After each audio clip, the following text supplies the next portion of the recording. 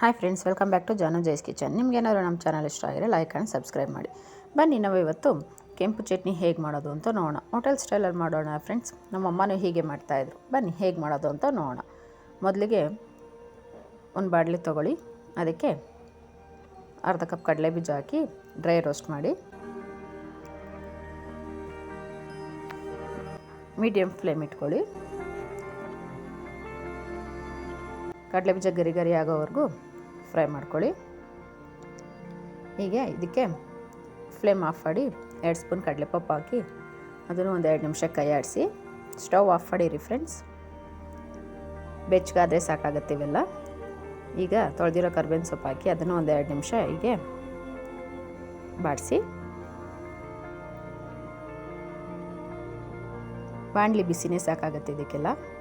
ಈಗ ಇದಕ್ಕೆ ಬೆಳ್ಳುಳ್ಳಿ ಮತ್ತು ಹುಣಸೆಹಣ್ಣು ಆ್ಯಡ್ ಮಾಡೋಣ. ಮತ್ತು ಬ್ಯಾಡಗಿ ಮೆಣಸಿನ್ಕಾಯಿ ಹಾಕೋಣ.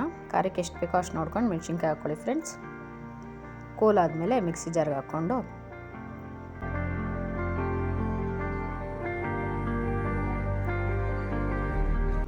ಒಂದು ಕಪ್ ತೆಂಗಿನ ತುರಿ ಸೇರಿಸಿ